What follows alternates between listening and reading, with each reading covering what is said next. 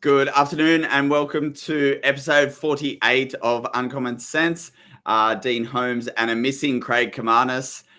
Today he's off on an adventure, but I have a special guest star, of course, Adele Martin, who's joined me today to actually talk about her new business ventures that she's been working on over the last couple of years. So like me, former financial advisor / current financial advisor, but moving into some new areas that we want to talk about today because it's obviously a passion for both of us. So Adele, welcome. Thank you for being here. Just give us a little bit of introduction about what you're doing now and what excites you about the industry still. Yeah, so thank you so much for having me. So what excites me about the industry? Well, first of all, what I'm doing now is I'm now coaching and training other advisors to start and scale their businesses. So having done advice for 20 odd years, which is crazy, I've done it for 20 years. I just keep saying every year, there's never been a better time to be an advisor. Like it just feels like it just keeps getting better. And really, there's not a better time. There's less advisors than ever before, more people that need help and advice. And now, especially with the AI and things that are out there, it's now becoming even easier. So that's what excites me is that, it's now really never been a better time to be an advisor. Awesome. And so you're using your skills to help more people. And I like it when I think about that as well. If you think about the end consumer, your goal now is if you help 10 advisors or 20 advisors, they're going to help 150 clients each. And so you get this scale in your own mission to be able to go and get more Australians to get great advice. Exactly. It was something I really struggled with, and I probably had my foot in both camps for too long, where I was trying to run my financial planning business whilst, helping advisors sort of on the side. The tipping point came when the Japanese FPA approached me to do some training. And I was like, oh, yeah, wow, on scale, because obviously they scale with the amount of people they have. And I'm like, well, how many advisors do you guys have? And they're like, this training's going to go out to 200,000 members. 200,000. Then I did the multiplications of each of those, had so many clients. Then you could have that, impacting millions. And so that was probably the tipping point where I'm like, I'm going to go all in on helping advisors grow and scale. And so, yeah, I sold my one-on-one financial planning clients. I still have a very scaled model, like an online program for millennials, basically. So I still have that, still licensed. Yeah. But I'm not seeing financial planning clients one-on-one, which gives me, space to be able to help support other advisors. Yeah, absolutely. And that's the coach. You ended up coaching yourself, I suppose, in that journey of realizing that you can't do multiple things. And that's one of the challenges. Not well. Yeah, correct. It's the thing about we're all good multitaskers in theory, but coaching yourself to say that there's no way I can do all of these things really well. And so where is my passion, I suppose, is the first thing. Where can you make the most impact overall? So that's really great context for what we're going to talk about throughout the day. But what's the theme of today seems to be F words for what I want to talk to you about. But the first one is like friction. Am I allowed to swear? No. No, not a swear word, but you can, if you swear, it's okay on this one. But it's not the first time it's happened. Tell me about friction first and foremost. Like, what do you see in the industry that's friction that you're participating in helping to solve? Well, we put a lot of friction in our advice process, and I think we forget about the client. And so even how clients pay us, like, most people have to create an invoice, they have to send it to the client, they have to print it out, they have to sign it, scan it, send it back, just for the advisor to get paid. That's before even doing any work. So that is a lot of friction, especially for a generation that's used to getting out of an Uber and not paying. Now we're making. So I think that we put a lot of friction. So if anytime we can make it, easier and less friction, so we can create that wow experience for the client is what I'm about. But, I guess some of the friction that I see, or maybe even the friction is the word, is that I also see that they advisors, particularly when they're starting their business, I think the only way they can grow is to buy a book. And so I think I saw a post that you did, which did the calcs on it. I'm like, around the pros and cons of doing that versus growing organically. So I think that, because if you have to buy a book, it's the cost of doing that. You got to get the funding. And then, are they the right sort of clients that you actually want to gel with? Not to mention the compliance risk that might be hidden in there as well.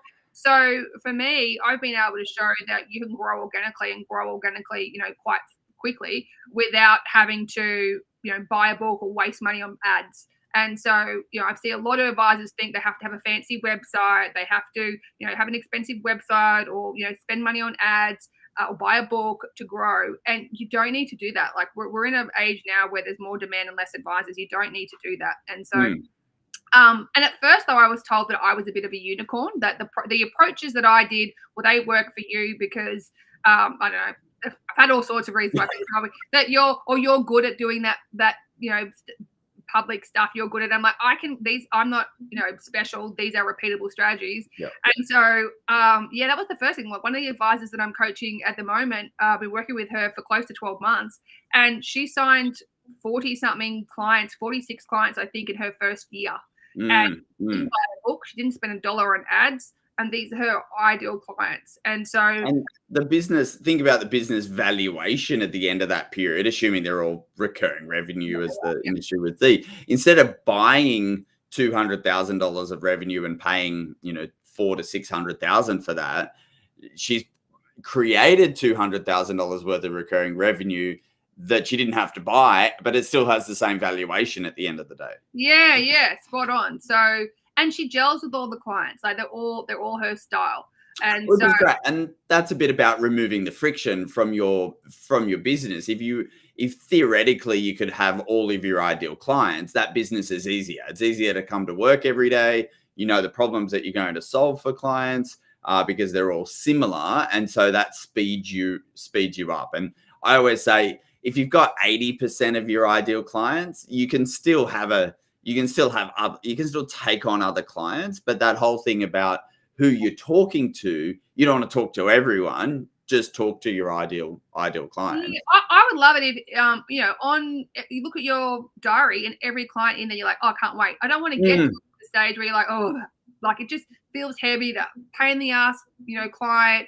And so that's probably the other thing, is helping them learn to say no to the clients that they don't want to deal with, that they know are going to be painful, to them, to their team. So, because knowing that there is plenty of more people who are their ideal client. Absolutely. So Adele, you spoke about that advisor example and what you hinted at there in terms of growing that business from zero in terms of organic activities. So I wanted to ask you about the word of like discipline or consistency.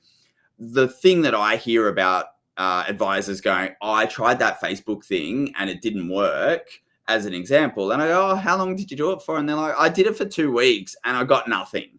What is the context of consistency that we should really think about when not only about Facebook ads, but like how long do we need to do something before we look back and go, I've done it for long enough and it didn't work? Yeah. So I think the first thing is we have to find a strategy that works for you. And so, social, you really do. I don't teach paid ads, only because I don't think you necessarily need to, but also because you can burn a whole heap of money testing stuff. And if you're in a business, you might have money to burn and test on Facebook ads. So, or, whatever ads, Instagram, whatever. So for me, I wanted to, it has to be something that's easy for you to do. And so if social feels hard and you don't naturally love it, it's, you're not going to stick to it. And so I always try and pick something that's, is going to be easy and match what people, can stick to. And definitely for building a personal brand business, social 100% works. I mean, I've done it now on, Facebook, Instagram, and now on LinkedIn. It's the same strategy I'm using, when I worked with financial planning clients to now working with advisors. Same strategy, just consistency and having a strategy actually behind it. So it's not just teaching content, because that's a mistake that people make. It's not just teaching, it's, sharing stuff about your life. So not everyone is comfortable with that, but that's going to build up that know, like, and trust factor. And it's just that consistency. Now, if a new advisor comes on board and they want to grow quickly, I actually don't think social is the first strategy we go to. So yes, it definitely works, but it can take, especially if you're doing it organically without paid, you can take a little bit of time. The fastest way that we've been able to grow is through events.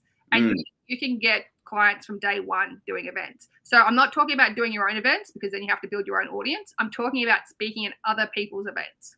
So, whether that's, and this is what this particular advisor did. So whether that's, existing events that are already out there, or whether you partner, and we've got some of the other advisors doing this, with centers of influence, and you're running these wealth workshops, money masterclasses for their clients. Yep. And so we've had people doing that for mortgage brokers, for real estate agents, for buyers agents, for a whole raft of them, and really getting quite good results from the get-go.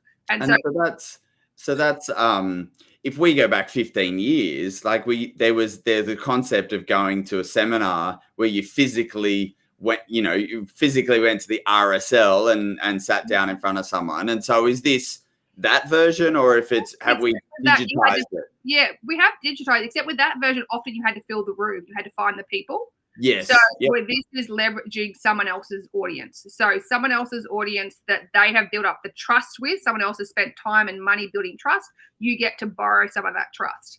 So we've had, and what I love about this strategy is once you've done it once, it's the same thing that you just plug and play. And so, with this one event, now you've done it each time, it gets better and better. But you could get 4 clients from one event. And so then my best one was 11. I got 11 financial planning clients from one event. And so I actually spoke at another, when I was, I still am, but when I was doing financial planning, I spoke at a business coach. I went to an event. I signed 11 clients in 45 minutes. So it's very scaled, which is why I like it, and very repeatable. We're not doing bespoke presentations each time. So that would probably be, you have to, you pick something that you can, stick to, and that's consistent. So, and social is harder to do. Like, you have to be, like, you're building a personal brand business. I always say to people, if you want to do social, first of all, you have to already like doing it. You on it anyway, and have a strategy that you can stick to. So I have theme days on my social. Like, each day is a different theme to make it easier to stick to. And of course, now we're using my GPTs and building out ways to make it so much easier to do social and for it to sound like you. So it's a lot easier now to be able to do social media consistently than what it was, say 2 years ago. So but hopefully that's answered your question. And I think the thing that I wanted to highlight, that sometimes a challenge for, I get my referrals from an accountant, is that the accountant is not that skilled in actually selling your services at all. They kind of don't know. You spend years with an accountant, but still they may not be able to sell your service. And I always say, it's not up to the accountant to sell our service. Just get me in front of the accountant. Sorry, just get me in front of the client. And so that's what this does. It's like in front of the client. Absolutely. And so it then is on the advisor. They get that forum, whether it is one-on-one or group, but group is obviously gets the scale, is that it's then on us to give the presentation, to give the context, for show that we're an intelligent person that can help solve problems. And it's you get the trust through the connection, but then you get to have the conversation off the back of it. So and because it's done really well. It's not, and it's different to a normal presentation that they've maybe seen. It's not an economic update or anything like that. You're sharing client case studies, and you've got little activities and stuff that you get them to do along the way. It's very quite interactive, and the centers of influence work away like super impressed because you've made them look good. Correct. Yeah. And that's the goal. Make that center of influence look good through the process. So in terms of my second F word of focus, Adele, like when you're thinking about advisors and businesses, like how are you thinking about everyone's focus on doing the right activities at the right time, as opposed to checking their email or doing something else? Like, how important is focus in terms of what you're thinking about? Yeah, so I'm very big. That's part of my job, is not just to give them information, to help them actually apply it. So, and first of all, make sure they're focusing on the right thing for where they are in their business, because sometimes they come to me, and listen to a podcast, or they listen to something else, and they think that's the right thing for them. But when we dig a bit, we realize actually they don't have a marketing problem; they've got a sales problem, and so more marketing is not going to help them.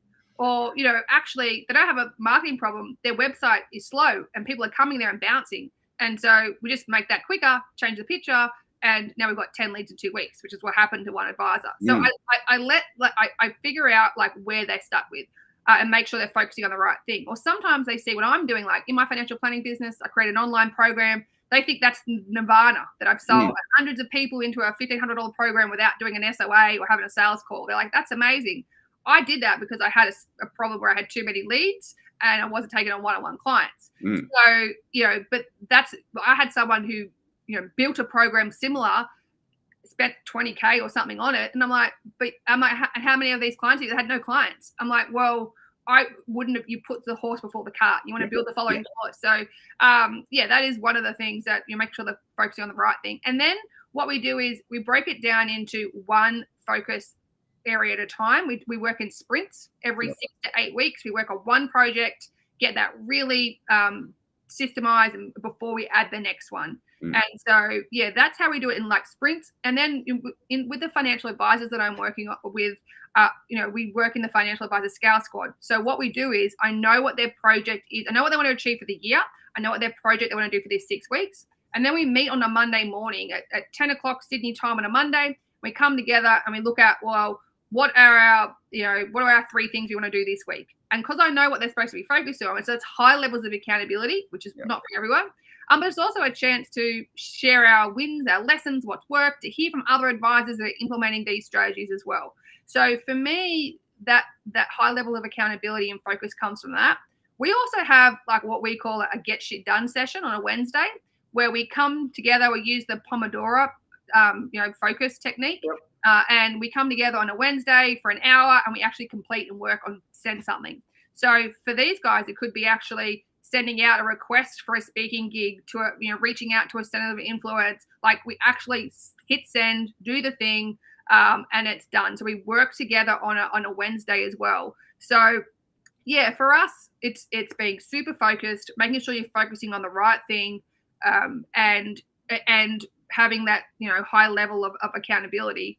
And I mean, the other thing we also do is planning your ideal week. So one of the first things we look at is planning their ideal week, because often when they come in, they're sort of bouncing towards client meetings all the time. They're in one meeting, they're out, they're in, and then the whole week is just bouncing. And so we put some more boundaries around that to say, well, I'm going to see clients on these days. And you know what? I don't want to do appointments till 10 o'clock. I want to drop my kids to school, do this stuff, and start at 10. So we make sure they set themselves up for a successful week and how they work best. So rather than it being sort of dictated by necessarily clients, and so instead of having like all late meetings, because that's having maybe one a fortnight or one a week, and so we make sure they have time to drop their kids to school, they have time to go to the gym, do the stuff that's important to them, and they also say no to stuff just because don't mean this harshly, but just because someone rings you up like a phone manager doesn't mean you have to drop everything in the middle of the day and see them.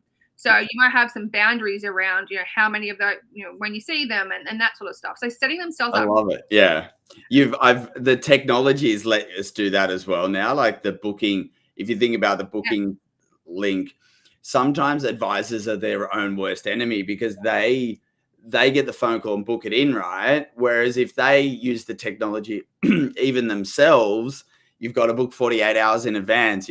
Can only do these times. And so setting those rules is so powerful to, as you say, live and work your ideal week. And clients don't know, like they don't know that you only do appointments on Tuesdays and Thursdays at 10, 12 and 2.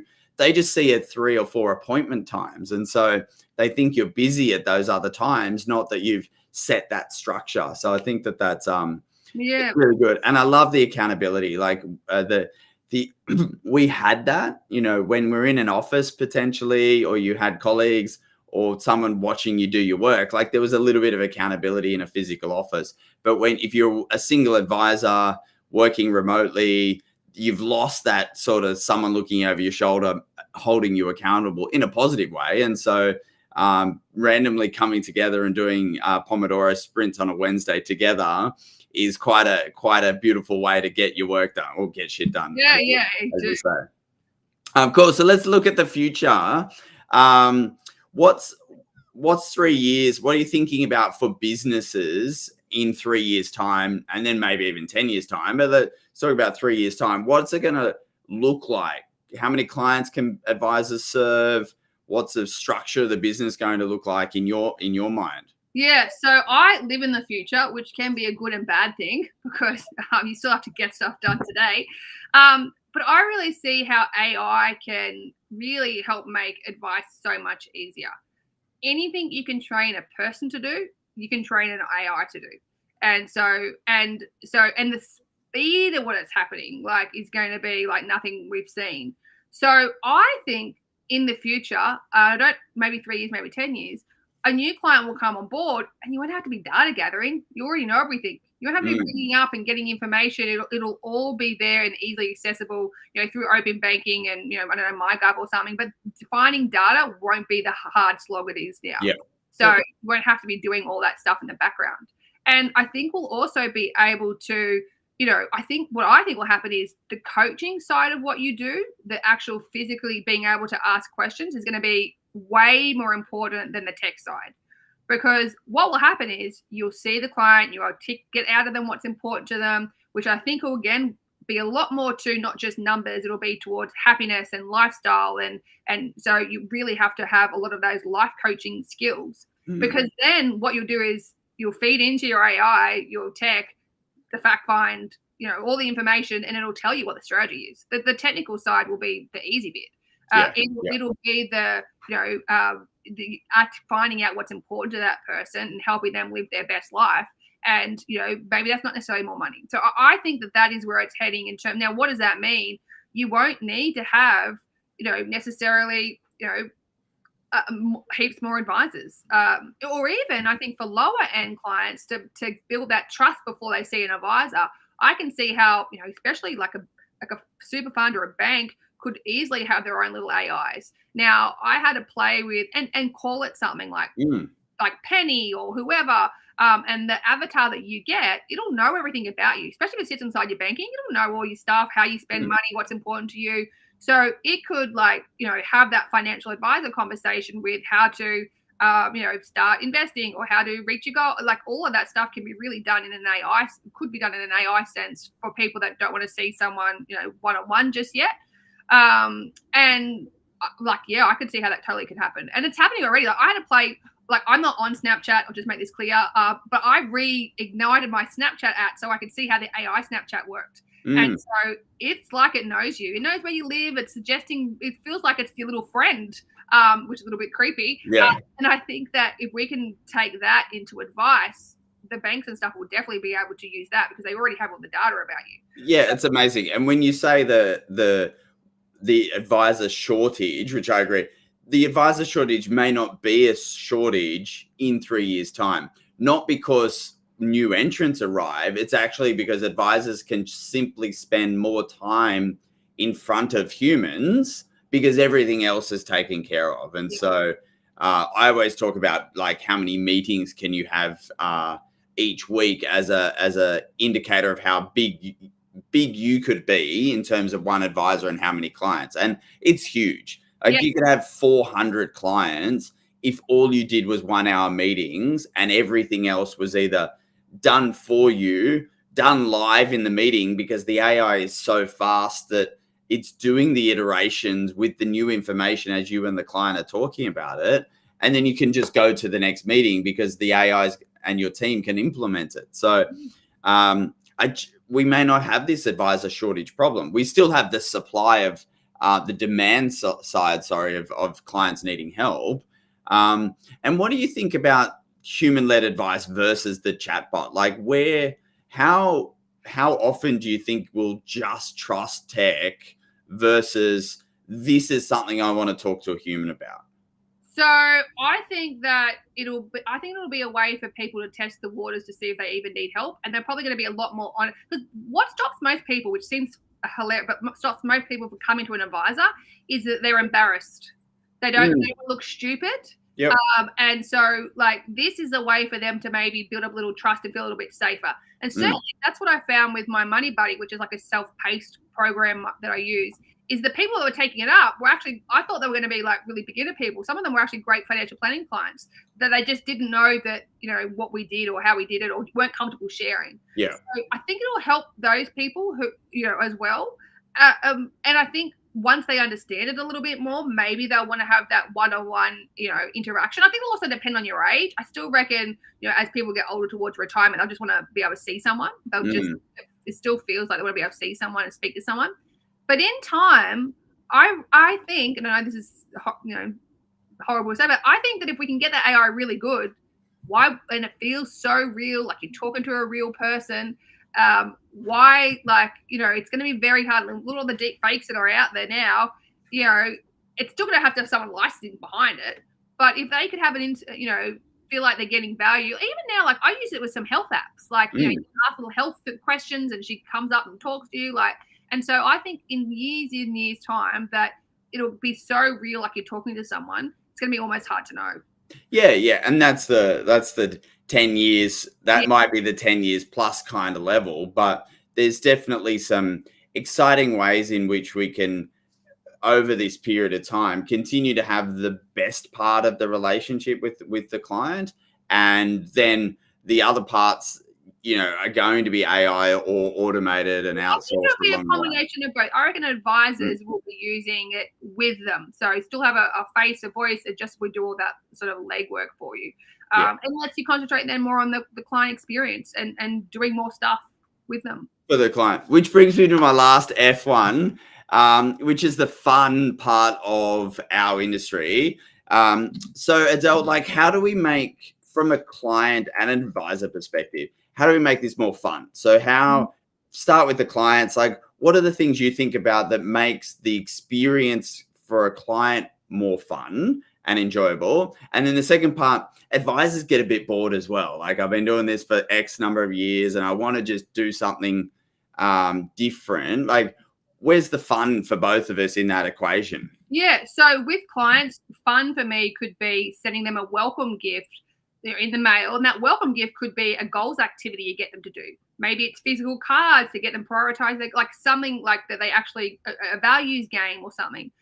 For me, it's also, that for me, I think as soon as a client, I want to move off the SOA being the thing that they're waiting for. So as soon as we become a client, they get access to a client portal. They get a welcome video and a series of things that they can do in a lead up to the SOA. So it could be, they watch a video on, insurance or needs analysis or, and when we're doing those videos, we can make them funny. They don't have to be serious. Especially we can help ChatGPT can help us come up with scripts that are, are funny. And so when we do them short, sharp videos on goal setting or whatever, the client feels like, my client said, oh, you're like my Netflix for the next month. I'm like, yeah, I am like Netflix for the next month. But we've done it in a way that's fun because we've used ChatGPT to create the scripts and stuff like that. And also it stops some of the legwork from us. We're not having to have all these meetings. So I think that's one thing we can do. But also with clients, we can do a lot more stuff ongoing at scale. So I don't think we should personally, I don't think you should charge the clients an annual fee and see them once a year and send them a generic newsletter. If you're wanting to step up into that 5-10K ongoing mark, you need to do more than that, I would argue. And so one of the things I love is to be able to deliver ongoing service at scale. So for me, that's not an economic update. That's, clients, not that, but what's some other things at scale we could do, like a particular workshop that we could do for clients. So in my financial planning business, I did it on topics that they were asking me about. So should I fix my home loan interest rate? How does salary packaging my car work? For older clients, it could be how to protect myself from scams and cyber, and how do I talk to my kids around, how to get my kids prepared if something happens to me. So or even like health and lifestyle. There's other stuff that we can deliver at scale to our clients on an ongoing basis that doesn't necessarily have to be financial. And amazingly, we're talking about what, like, maybe it's a webinar style, but it's 1 hour a month for 12 months would be the sum of the face time that you have with that. But it's incredibly valuable. Clients, whether they see it and can't attend, see it and attend, or see it and watch it later because you recorded it, you're in front of them on a variety of peripheral subjects that no one else is talking to them about. Exactly. And then what I also like to do is sometimes I could make that a Centers of Influence event. Like if I got the Centers of Influence to talk, we've got some guest passes. Would you like to invite anyone in? My clients, we've got some so that as a tool, when new clients come on board, hey, you get access to our past library of information. So yeah, and also it stops the frequently asked questions. Like I got really sick of answering, should I fix my home loan interest rate? Yeah, watch the trading. Like Yep. it's Watch the video. yeah. Yep. The other thing that we did was we did a book club, a financial book club, and that was very well received. Like they were so into it, and so we did a financial book club, which was financial and lifestyle. So I sort of did a little bit of self-development stuff and financial in it as well, and that was really well received. And again, can be done at scale. I mean, you could gift the clients a physical book if you wanted to, or most of my clients listen to them on Audible. So that was really good as well to have that, sort of scaled, ongoing service for your clients. And so, just on that one, was that like getting everyone to read the Barefoot Investor and then talking about it, or? Yeah, so we didn't do bets actually. We did what's talking about. We did let me think of some of the books. I'm just looking at them now. Like The Millionaire Next Door was one. Yep. We did a few like more out there ones like Think and Grow Rich by Napoleon Hill. We did a few more funner ones as well. So we did a whole heap. If anyone's interested and wants to do something similar, I've written a list in our Facebook group. I shared my advisor buddies Facebook group. Yep. Inside there, I shared how I run the financial book club, what books we used, how we did it, how we approach it with clients.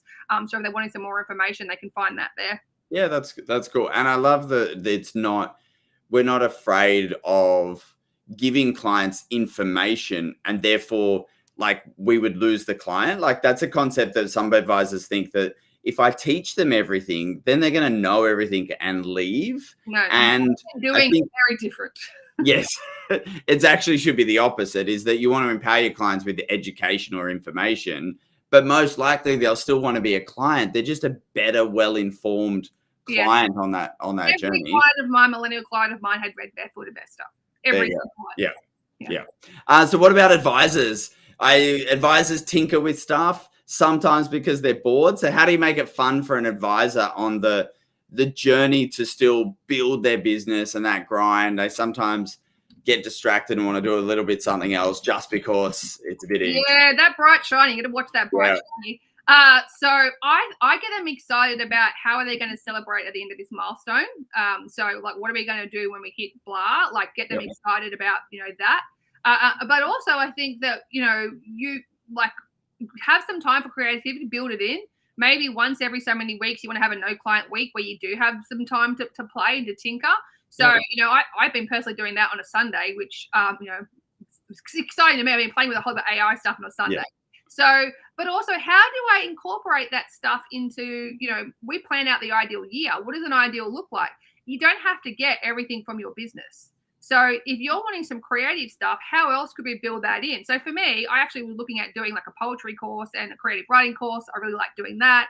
So you don't have to get that stuff from your business. So look at what other ways can we incorporate that, into our business. Like some of the guys are now doing, the advisors are doing triathlons, marathons. Like, is there anything else that we can do to have these in so that you don't tinker with your business and blow it up? Focus on the going down a path just because you're bored. Yeah, it's a goal outside of the business goal. And I always look at the wheel of life, like that whole, you go back in the day when you did that, and it's like, you need the wheel to be round. And so if your business is good and you're ranking at a 9 out of 10, don't tinker with it. Go and focus on one of the other 7 elements of the wheel of life. And if anyone doesn't know it, Google it. There's plenty of images on it. But the idea that the great life is all those 8 elements, scoring consistently 8 to 10s. And so stop tinkering with your business and go for a run is what I heard. So Adele, thank you so much. We've burned through 34 minutes really quickly. So if anyone doesn't know how to find Adele, I think if you Google her name, you'll see award-winning former financial advisor, Facebook, LinkedIn, et cetera, et cetera. Well, anywhere else? The singer will come up, Adele, but Adele. Yes. So that's better. You've got a better backstory than the other Dean Holmes, which I'll let people look up. But he was arrested, so it's not a great story. But for a while, Dean Holmes, the person that was arrested, was trending higher than me on Google, which is a bit of a worry. But thank you so much for your time and your tips and your energy, and obviously helping advisors. I think it's an amazing part that we're both really passionate about is working with advisors to build great advice practices, essentially so that they can help more clients achieve their financial dreams. So excellent focus for you, Adele, and thanks for your time. Well, thanks for having me. Cool. Thanks, everyone. That was episode 48. Craig Kamanis will be back next fortnight as we head into episode 50.